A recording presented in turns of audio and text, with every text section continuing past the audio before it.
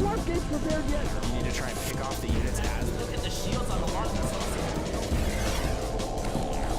Oh my god, the drone's gonna take this.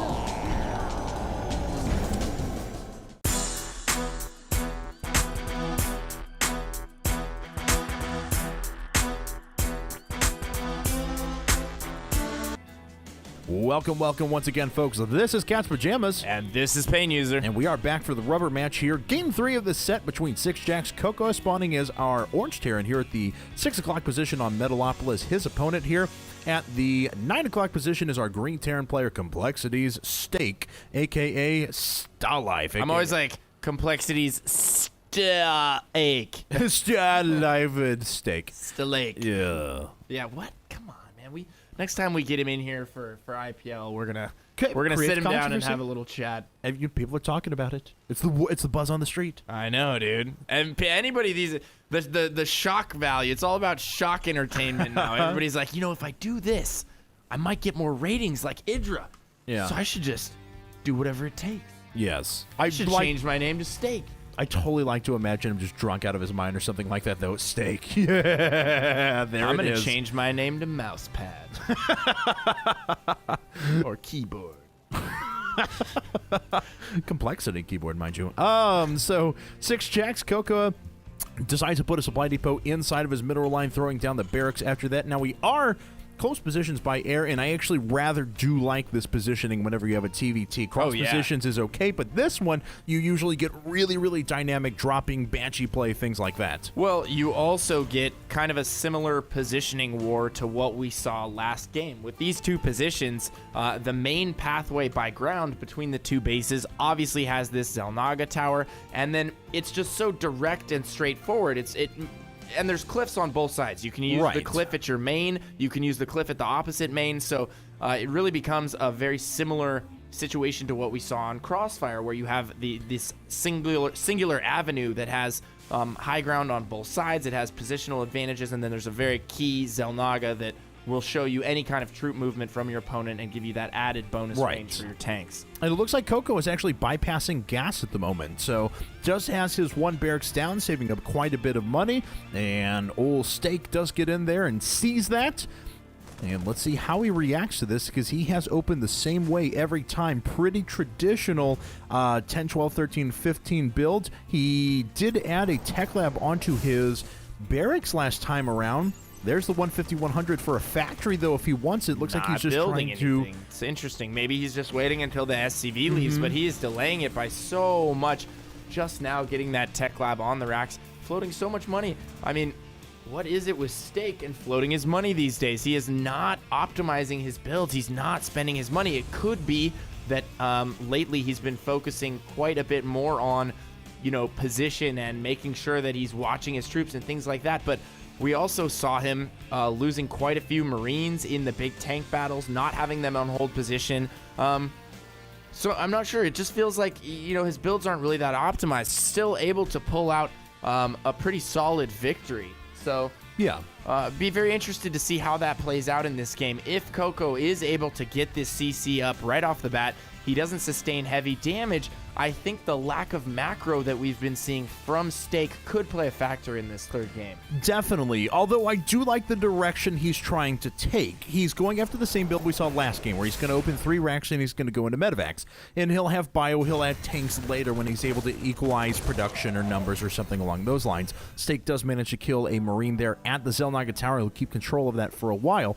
But if he ends up turning into a very, very aggressive, drop-oriented style play, I think it's going to pay off for him pretty well, because it looks like, from all indications, that CocoA is going after that same Marine tank build that we've been seeing over the past, or not the same build, but the same idea, the same unit composition that we've seen over the past few games, and I like the mobility of those drops on this map. Oh, well, not only that, opening with 3 Raxes and subsequently adding those 2 reactors that we do see going up right now gives you the ability to just put so many Marines out on the map in the early game, and that allows you to take map control, which is so important in TVT. You can hold positions on the map that your opponent really can't contest, just because he doesn't have the exact quantity of Marines to force you out of that position, and it's very difficult to do that with unsieged tanks. and it's also very difficult to do that with a low tank count. Keep in mind, CocoA is not going to get that super high tank count that he needs to force a push until way later on in the game. So those Marines give you an opportunity to control space on the map. Sure. And they also give you an opportunity to stim and catch your opponent as he moves out on the map and do tons of damage. Yep, absolutely, and it looks like CocoA, unfortunately, is going to lose his Marine there. But no, I agree with you 100%, because right now he's at the point where he's producing a ton of Marines. He's already producing 4 Marines at a time with upgrades, and he's going up to a starport as well. Right now, CocoA is going to have to hide behind this bunker that he's got in place. He does not have Siege Mode even started researching. In fact, he's accumulating quite a bit of money as a tech lab gets put down on the starport. Let's see, maybe a snap decision. Yes, indeed, a cloaked Banshees. My goodness. We have Banshees and Cloak. Huge investment coming out of CocoA here. It might be able to pay off, but we do have a starport about to finish, and that starport could potentially produce a Viking. He is going to swap that up with a reactor very early on here, so he's going to have the capability to repel Banshees, but he has no detection. If he continues to burn his mules, which I'm not sure if he's doing right now. How much energy do we have on these orbitals? And we do have an engineering bay going up. Pretty low, yeah. So he's very low on energy on both orbitals, but he is positioning Marines for a possible drop,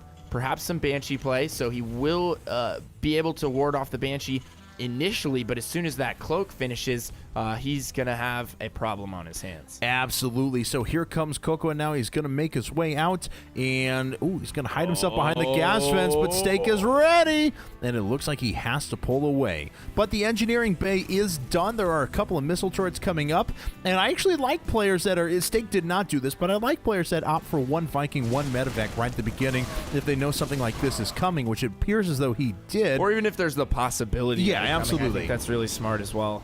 And so it looks like Steak does have the double medevacs ready to make a big drop. There is a second Banshee coming up. The first one was already warded away, and he is committed to this. I suppose he knows he invested so much into this. He's going to try and make it pay off, but he is going to fall prey to a pretty large drop here, and Steak going to drop all those units down. Does that Banshee turn around? No, he is going to head right for the base here, and these Marines have the potential to do a lot of damage. They are stim. They have combat shield. He's going to go right after the add-on. The starport is going to fall immediately. And what is being brought in to deal with this looks like a Banshee making his way up. That missile turret does not have range quite yet, but my God, these Marines doing so much damage. Yeah, they really are. He does take out that starport and the second factory, so putting a stint in the production there of CocoA just a little bit, but these Banshees are finding sweet spots where they're not going to be able to get taken out by these turrets.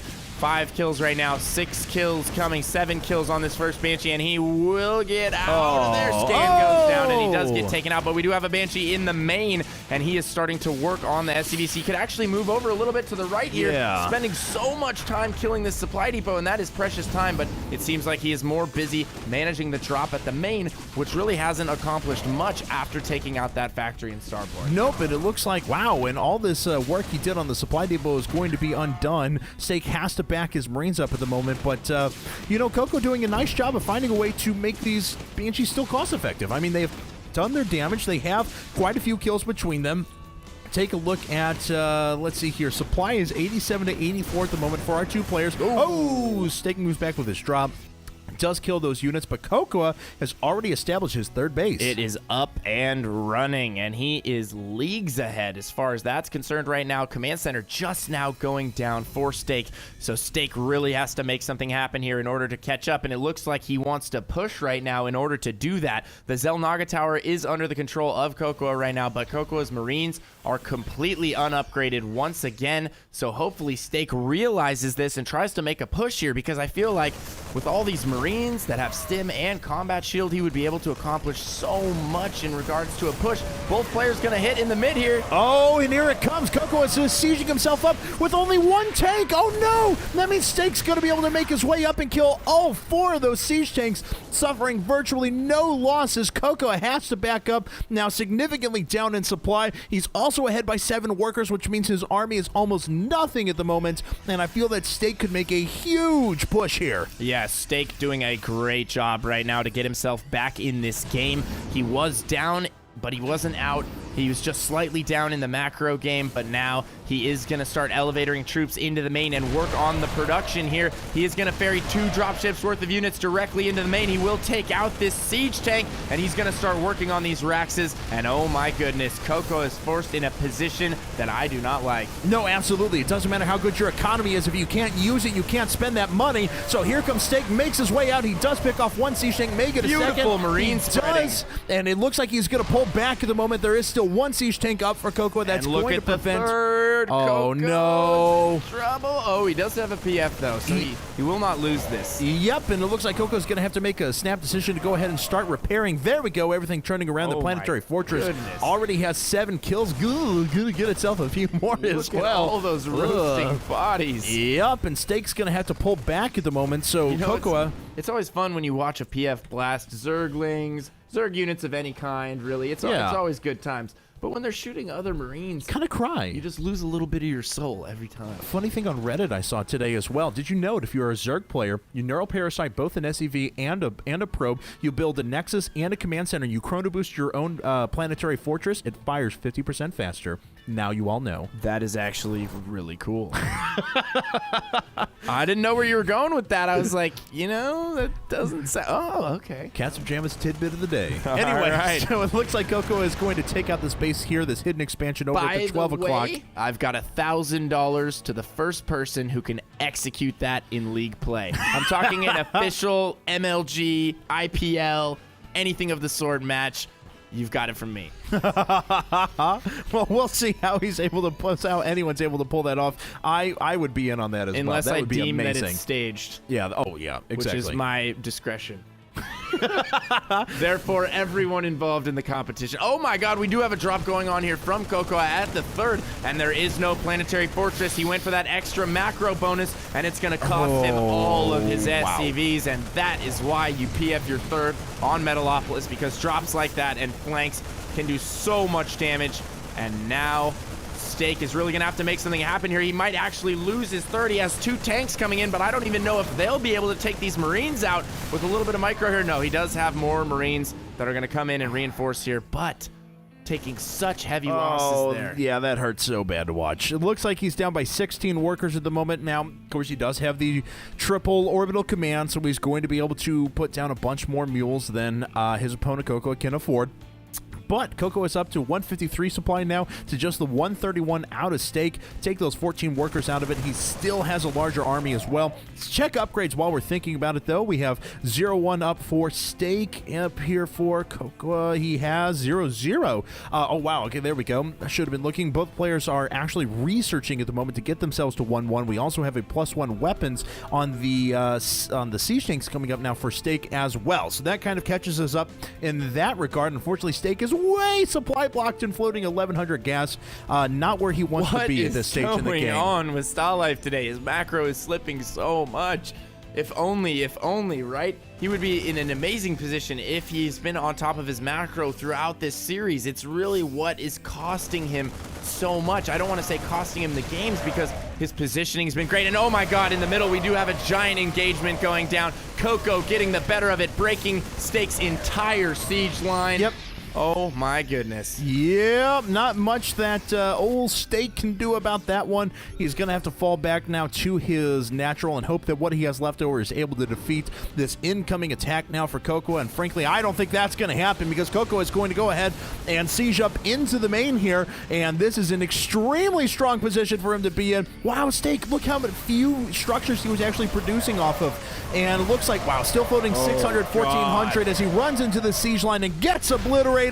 And that means he is not going to be able to reproduce very fast. CocoA looking so good. And that is what we call a shellacking.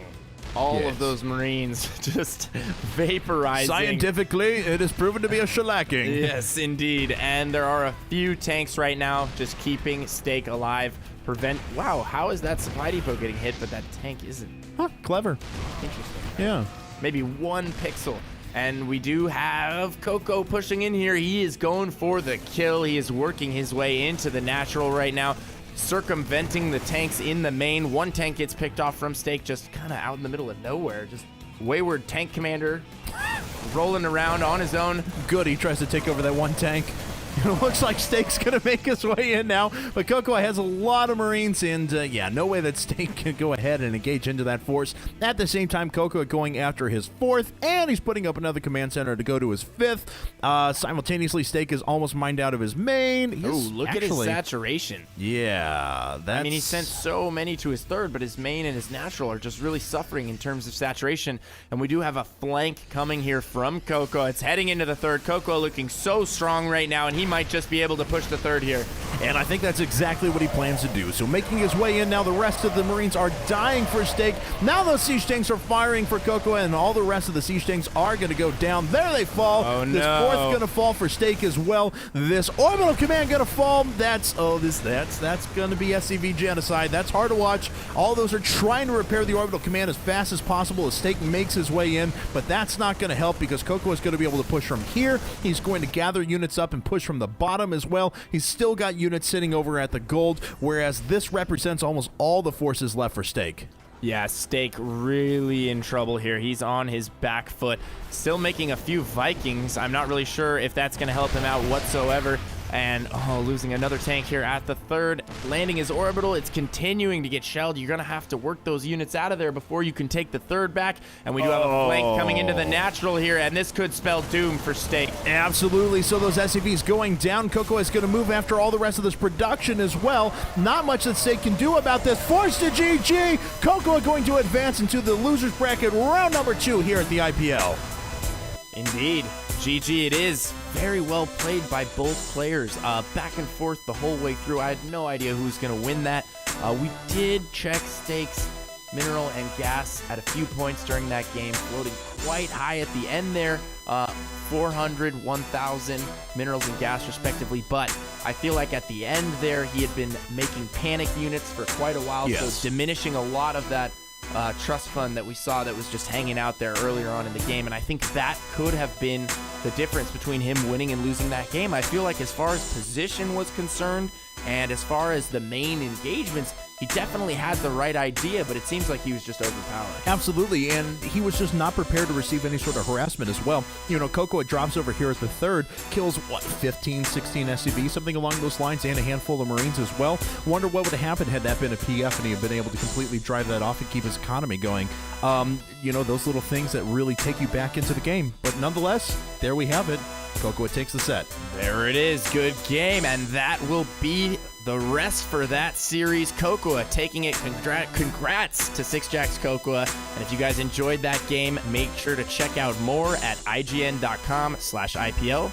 You can find some of our social media links in the bottom left-hand corner of the screen. If you need the hyperlinks, go to Twitter, Facebook, YouTube, justintv.com/IGN Pro League, and make sure to follow. If you enjoyed the cast from me and Cat's Pajamas, be sure to check me out at twitter.com/PainUser. And you can find me at twitter.com/CatsPajamasSC2. So until next time, guys, Cat's Pajamas and Pain User signing out.